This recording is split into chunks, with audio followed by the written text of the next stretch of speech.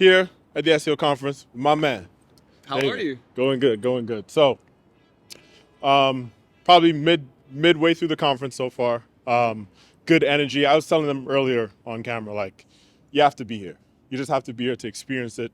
It's hard to replicate it when somebody asks how it's going. It's like, man, you have to be here. So, yeah, it's like lightning in a bottle. Right. So tell me more about what you do, your enrollment SEO. I've seen that you've hosted some smaller, intimate events at SEO. Tell me about, your involvement in SEO and then what you're trying to accomplish, what you're trying to grow for the organization. Nice.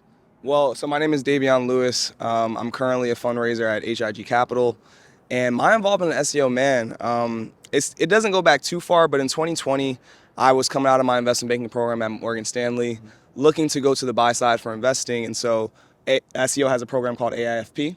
I enrolled in that. I went through the program, graduated from the program.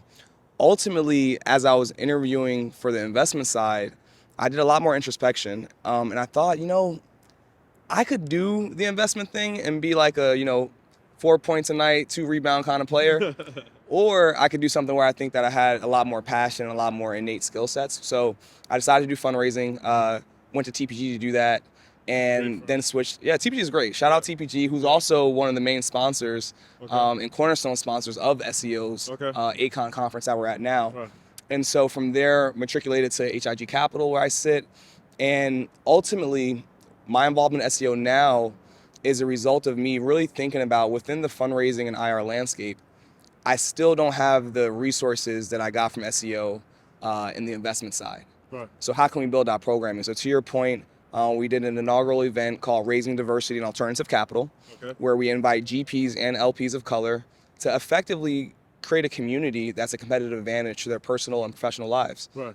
So we did one event last year in the summer. It was a hit. Ultimately, I would like to continue helping SEO build out programming for these opportunities for diverse fundraisers and investor relations professionals. I think that's beautiful because a lot of times what happens is, or what I see from a recruiting standpoint is, I would hear whether it's founders to senior vice presidents, they would say, man, if I only knew about private equity or fundraising when I was a kid, when I was younger, my career would have 10x to where it is now, because they might have already been 5 years, 6 years into the career, and then they just found out about banking, or they just found out about how many investment roles that there are, or investment firms that are out there that might not even be investment seats, but it could be a fundraiser, it could be the economists that they hire, it could be the data analytics. Everything around it. Everything around building the infrastructure, the investment consultants that consult the LPs, the pension funds.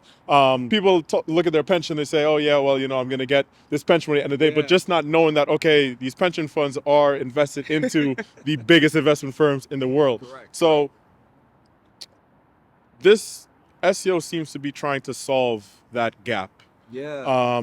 And how is, from in your class, how have you seen that impact you at your age coming up, and how do you see yourself, I guess, being sort of a beacon for that, for young Black professionals at your age?